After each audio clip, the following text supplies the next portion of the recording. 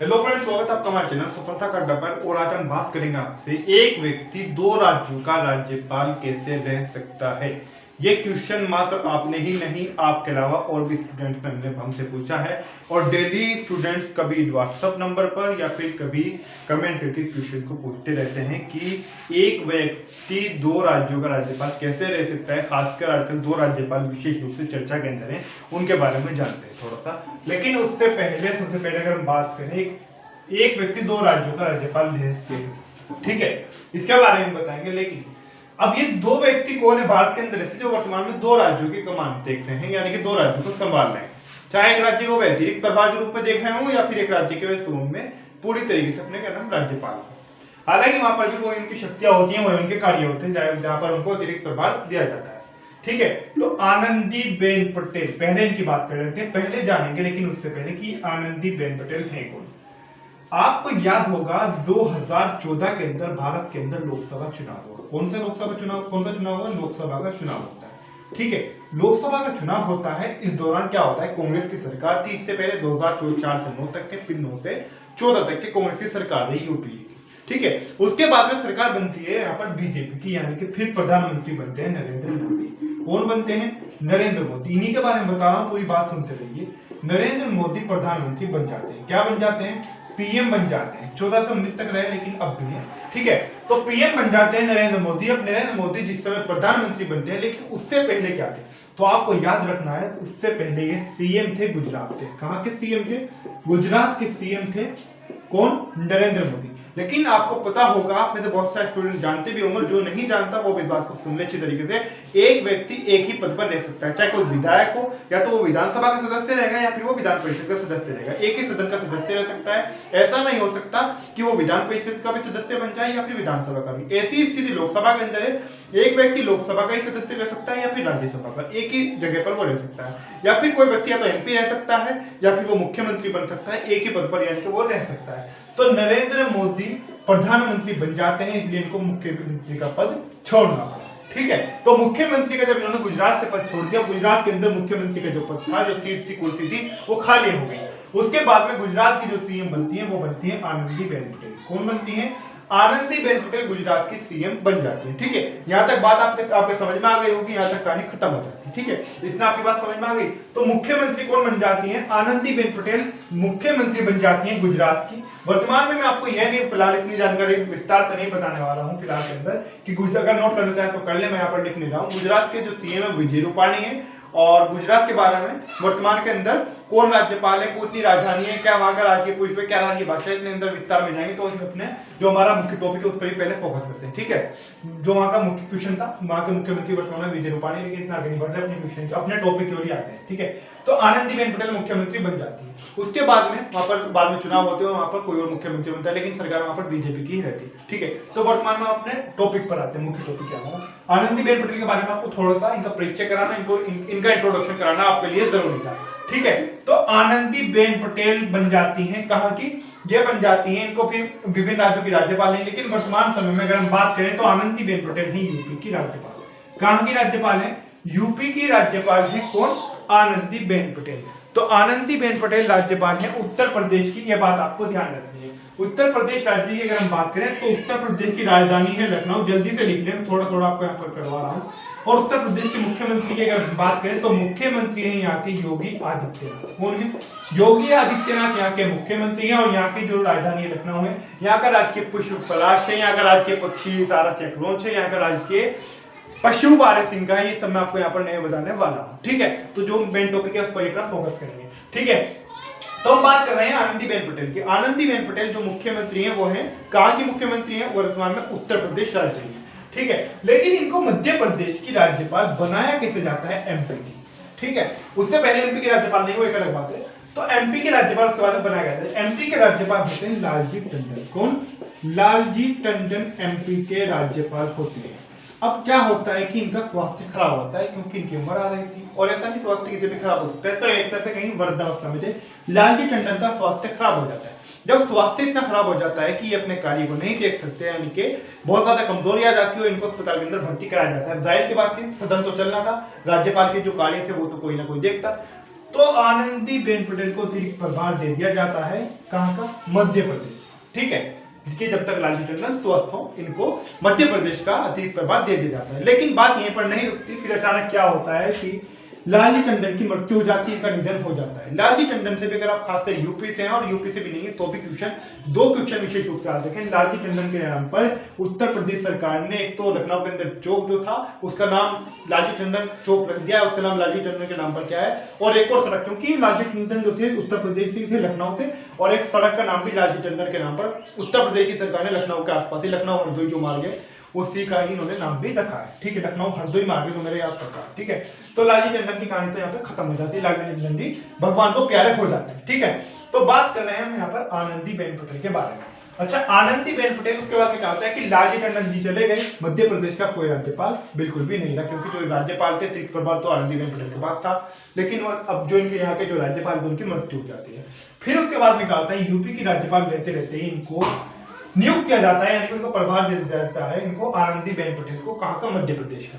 तो अब ये कहाँ की राज्यपाल बन गई, साथ के साथ ये मध्य प्रदेश की भी राज्यपाल बन गई। तो वर्तमान में अगर हम बात करें, ये इनकी कहानी थी, यूपी की भी राज्यपाल हैं और ये एमपी की भी राज्यपाल हैं। ठीक है, तो ये इनकी कहानी थी, मैंने पहला इनका परिचय कराया, कहाँ से किस तरह से ये आई, कहाँ की मुख्यमंत्री नहीं है। पहले अगर पूछा जाए कि वर्तमान में अगर आप चाहे एमपी से हो चाहे आप उत्तर प्रदेश से हो कि आनंदीबेन पटेल पहले किस राज्य के मुख्यमंत्री रही हैं, हालांकि इस तरह क्वेश्चन पूछा नहीं जाता, अगर पूछ लिया जाए आपसे तो याद रखना है गुजरात राज्य की राज्य मुख्यमंत्री रही है आनंदीबेन पटेल। ठीक है, एक बात और आपको पता भी होगी, जिस समय सिविक्स पढ़ाऊंगा उस समय आपको बता दूंगा जब राज्य व्यवस्था होगी हमारी, कि पॉलिटी वगैरह होगी, एक जो व्यक्ति, सपोज कीजिए कि आप उत्तर प्रदेश से हैं तो आपको राज्यपाल बना देगी सरकार, तो आपके अंदर जो योग्यता है वो एक अलग चीज होगी, 35 वर्ष का आयु होना चाहिए भारतीय नागरिक को, लेकिन आपको उत्तर प्रदेश का राज्यपाल नहीं बनाया जा सकता। जो व्यक्ति जिस राज्य का होगा उसे उस राज्य का राज्यपाल नियुक्त नहीं किया जा सकता, उसे किसी और अन्य राज्य का ही राज्यपाल नियुक्त किया जाएगा। अगर हम बात करें, वैसे तो पूरे देश में कहीं पर भी आपको राज्यपाल बनाया जा सकता है, लेकिन उत्तर प्रदेश के अगर सीमावर्ती जो राज्य हैं, मध्य प्रदेश हो, राजस्थान हो, हरियाणा हो, दिल्ली, आपको वहां का भी राज्यपाल नियुक्त किया जा सकता है। ठीक है, खैर वो बात छोड़िए। तो यूपी की अगर हम बात करें, यूपी के बारे में भी बताया मैंने, लखनऊ यहाँ की राजधानी है, योगी आदित्यनाथ यहाँ के मुख्यमंत्री है। लखनऊ से 2 क्वेश्चन पूछ लिए जाते हैं परीक्षाओं के अंदर, वो भी नोट कर लीजिए कि नवाबों का शहर किसे कहा जाता है, तो लखनऊ को। और लखनऊ कौन सी नदी के किनारे स्थित है, तो याद रखना है गोमती नदी के किनारे स्थित है। कौन सी नदी के किनारे, गोमती नदी के किनारे स्थित है। एक और चीज साथ के साथ नोट करते चले, राजकीय वृक्ष यहाँ का अशोक है उत्तर प्रदेश का, राजकीय पुष्प यहाँ का पलाश है, और राजकीय जो पक्षी है वो है सारस या क्रौंच, और जो राजकीय यहाँ का एक और क्या बचा है, राजकीय पुष्प हो गया पलाश, राजकीय पक्षी हो गया सारस या क्रौंच, राजकीय वृक्ष, राजकीय वृक्ष यहाँ का अशोक, और राजकीय भाषा जो यहाँ की भाषा हिंदी है, द्वितीय भाषा यहाँ की उर्दू है। खैर और ज्यादा विस्तार हो जाएगा। ठीक है, तो योगी आदित्यनाथ यहाँ के मुख्यमंत्री हैं, वर्तमान में राज्य के अंदर बीजेपी की सरकार। अब आते हैं एमपी पर, यानी कि मध्य प्रदेश का। मध्य प्रदेश की बात करें तो उत्तर प्रदेश से लगता हुआ राज्य है, भारत के अंदर बीचों बीच है, मध्य के अंदर है बिल्कुल। तो भोपाल यहाँ की राजधानी है, क्या है, भोपाल राजधानी है, इंदौर ग्वालियर यहाँ के प्रमुख शहर है। बात अगर मध्य प्रदेश की करें तो वर्तमान समय में यहाँ के मुख्यमंत्री हैं शिवराज सिंह चौहान। कौन है, शिवराज सिंह चौहान यहाँ के मुख्यमंत्री हैं, और राज्यपाल यहाँ की वर्तमान में आनंदीबेन पटेल ही है, बात मैं आपको बता चुका हूँ। तो शिवराज सिंह चौहान यहाँ के मुख्यमंत्री हैं, कहाँ के, मध्य प्रदेश के। और यहाँ पर भी इस राज्य के अंदर भी, यानी कि यूपी के अंदर तो है ही, लेकिन यहाँ पर मध्य प्रदेश के अंदर भी बीजेपी की सरकार है, यानी कि भारतीय जनता पार्टी की। ठीक है, तो ये कहानी थी आनंदीबेन पटेल की, यानी कि एक राज्य से 2 राज्यों के राज्यपाल ये कैसे बने। ठीक है, अब बात करते हैं, ये भी क्वेश्चन आ रहा है भगत सिंह कोश्यारी के बारे में। अब भगत सिंह कोश्यारी जो है ये कौन है, भगत सिंह कोश्यारी के बारे में जानते हैं थोड़ा सा, लेकिन उससे पहले जानेंगे थोड़ा सा सत्यपाल सिंह मलिक के बारे में। किनके बारे में, सत्यपाल सिंह मलिक के बारे में। अब सत्यपाल सिंह मलिक का क्या मामला है आपको बता दें, सत्यपाल सिंह मलिक जो है ये अंतिम राज्यपाल रहे हैं जम्मू कश्मीर के।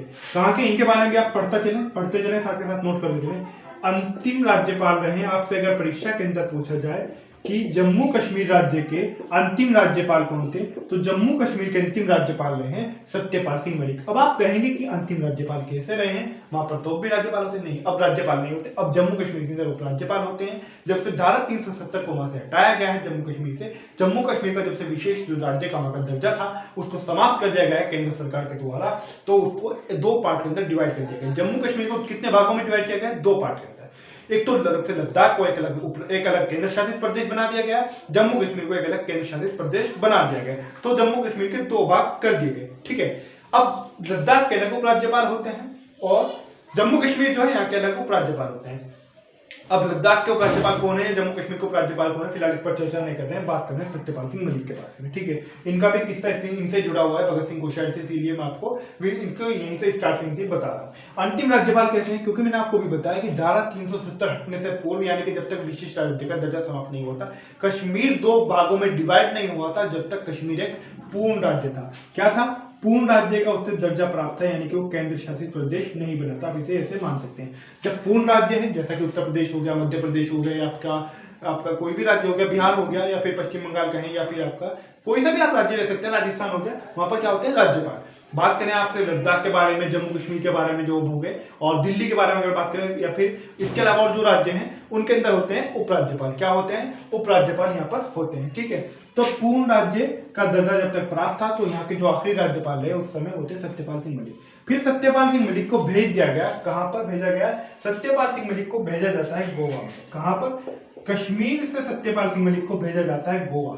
जिस प्रकार से अधिकारियों को सरकार इधर उधर करती रहती है, राज्यपालों को भी इधर से उधर करती रहती है, हालांकि एक बहुत बड़ा संवैधानिक पद होता है, जिस पर अधिकारियों को भी अपना एक महत्व होता है, इनका भी अपना एक महत्व होता है, लेकिन जो सरकार को उचित लगता है, सरकार वही कदम उठाती है। तो सत्यपाल सिंह मलिक को जम्मू कश्मीर से कहां भेज दिया जाता है, गोवा भेज दिया जाता है। ठीक है, गोवा भेजा जाता है सत्यपाल सिंह मलिक को, कहां से, जम्मू कश्मीर से। ठीक है, अब गोवा के अंदर क्या होता है, गोवा से इनको भेजा जाता है मेघालय में। वर्तमान में भी कुछ समय पूर्व इनको राज्यपाल बना दिया गया, सत्यपाल सिंह मलिक को, कहां का, इनको बना दिया गया मेघालय का राज्यपाल। कहां का राज्यपाल बनाया गया, मेघालय का। अब जब ये मेघालय चले गए, कौन, सत्यपाल सिंह मलिक, अब गोवा खाली हो गया, गोवा के अंदर कोई राज्यपाल नहीं रहा। फिर क्या किया जाता है, भगत सिंह कोश्यारी जो है, ये है महाराष्ट्र राज्य के राज्यपाल। कहां के, महाराष्ट्र के राज्यपाल है भगत सिंह कोश्यारी। महाराष्ट्र की अगर मैं आपको थोड़ी सी बात करूं, महाराष्ट्र के ऊपर लिख दे रहा हूं मैं, महाराष्ट्र की जो राजधानी है वो मुंबई है, बात आप सभी जानते होंगे। और महाराष्ट्र की अगर हम बात करें, यहाँ के जो सीएम है, यानी कि जो मुख्यमंत्री है वो है शिवराज, यहाँ के जो मुख्यमंत्री उद्धव ठाकरे। नाम नोट कर सकते हैं आप, उद्धव ठाकरे यहाँ के मुख्यमंत्री हैं, शिवसेना की यहाँ पर गठबंधन के साथ सरकार है। ये बात आपको मैं महाराष्ट्र राज्य के बारे में बता रहा हूँ। ठीक है, तो महाराष्ट्र की राजधानी मुंबई, उद्धव ठाकरे यहाँ के मुख्यमंत्री, और यहाँ की राजधानी मुंबई है, और यहाँ के शिवसेना की गठबंधन के साथ यहाँ पर सरकार है, तीन दलों की यहाँ पर सरकार है। ठीक है, खैर हम यहाँ बात कर रहे हैं भगत सिंह कोश्यारी के बारे में। तो भगत सिंह कोश्यारी राज्यपाल होते हैं महाराष्ट्र राज्य के। अब आपको पता है कि ऐसा भी नहीं है कि जो मिला हुआ राज्य होगा उसी का प्रभाव दे जाएगा। महाराष्ट्र के पास ही, इसलिए बता दे रहा हूँ, वैसे आपकी नॉलेज के लिए बता रहा हूँ, महाराष्ट्र के पास छोटा सा राज्य है, एक राज्य है गोवा। ठीक है, तो गोवा का जब गोवा खाली हो गया, गोवा के राज्यपाल जो सत्यपाल सिंह मलिक जम्मू कश्मीर से यहाँ पर आए थे, उनको मेघालय का राज्यपाल बना दिया गया। जब गोवा के अंदर भी कार्य प्रणाली चलनी थी, यहाँ का भी कोई ना कोई कार्यभार देखता। ठीक है, तो फिर गोवा का राज्यपाल बनाया गया, गोवा का अतिरिक्त प्रभार देगा भगत सिंह कोश्यारी। किसको दिया गया, अतिरिक्त प्रभार दिया गया भगत सिंह कोश्यारी को, जिस प्रकार से मध्य प्रदेश का दिया गया था, किसको, आनंदीबेन पटेल को, यूपी की जब थी, मध्य प्रदेश का दिया गया था। ठीक है ना, ये बात आपको याद रखनी। इसी प्रकार भगत सिंह कोश्यारी को अतिरिक्त प्रभार दे दिया जाता है गोवा का। किसका दे दिया जाता है, गोवा का। तो वर्तमान में महाराष्ट्र, गोवा, ये दोनों राज्य देख रहे हैं, और वर्तमान में आनंदीबेन पटेल उत्तर प्रदेश और मध्य प्रदेश दोनों राज्य देख रही है। मध्य प्रदेश की राजधानी, मुख्यमंत्री, ये सब आपको मैंने बता दिया। राज्यपाल आपको पता ही चल गया। यूपी के बारे में आपको जो क्वेश्चन और विस्तार से पूछ जाते हैं वो भी मैंने आपको बता दिए, और साथ ही साथ महाराष्ट्र के अंदर किसकी सरकार है क्या, ये भी आपको पता चल गया। तो यहाँ से आपके बहुत सारे क्वेश्चन हल हो गए हैं। तो गोवा के बारे में भी आपको पता चल गया। ठीक है, गोवा की बात करें, गोवा का रहेगा यहाँ पे आपका, गोवा की अगर हम बात करें, प्रमोद सावंत यहाँ के मुख्यमंत्री, आप नोट कर सकते हैं, प्रमोद सावंत यहाँ के सीएम हैं। और अगर यहाँ की हम राजधानी की बात करें, capital of the Goa, capital of Goa यानी गोवा की जो कैपिटल है यानी कि राजधानी है वो पणजी है। क्या है, पणजी गोवा की राजधानी, ये बात आपको याद रखनी है। ठीक है, तो जम्मू कश्मीर के बारे में मैंने आपको बता दिया था, धारा 370 को हटाया गया था, उसके बाद से यहाँ का जो विशेष राज्य का दर्जा था वो समाप्त हो गया था। अब ये एक तरह से अगर कहें जो पूर्ण राज्य का दर्जा था, यानी कि अब एक तरह से यहाँ पर राज्यपाल नहीं हो सकते। चुनाव होंगे, सरकार कह रही है कि मुख्यमंत्री बनेंगे, जिस प्रकार दिल्ली के अंदर होता है, लेकिन अब यहाँ पर उपराज्यपाल होते हैं। कहाँ पर, उपराज्यपाल होते हैं जम्मू कश्मीर के अंदर। कहाँ पर होते हैं, जम्मू कश्मीर के अंदर उपराज्यपाल होते हैं, यहाँ पर उपराज्यपाल नहीं होते। अंतिम राज्यपाल यहाँ के सत्यपाल सिंह मलिक थे। सारी कहानी जो थी, सारी बात थी, वो मैं आपको यहाँ पर बता चुका हूँ। बात सही लगी हो, अच्छी लगी हो, अगर आपको क्लास पसंद आई हो तो प्लीज शेयर जरूर कर देना। जितने भी ग्रुप हो आपके पास में, आपका सोशल मीडिया अकाउंट जो भी हो, वहाँ पर जरूर शेयर कर देना अपने फ्रेंड के साथ में, अपने कजिन, जो भी आपके भाई हो, जो भी बहन हो, सबके जो भी तैयारी कर रहा हो, सभी के साथ में शेयर जरूर करना, क्योंकि इतनी विस्तार से, इतनी गहनता के साथ आपको कोई जानकारी नहीं देगा। ठीक है, और वीडियो अच्छी लगे तो प्लीज लाइक भी करें, और अभी तक चैनल सब्सक्राइब नहीं किया तो प्लीज जरूर सब्सक्राइब भी करना। प्लीज वीडियो को शेयर करना बिल्कुल भी नहीं भूलें, शेयर तो जरूर करते हैं, प्लीज लाइक भी, मुझे उम्मीद है कि आपने करा होगा, सब्सक्राइब भी जरूर कर दें। तो आज की तो हमारी क्लास वहीं पे समाप्त होती है।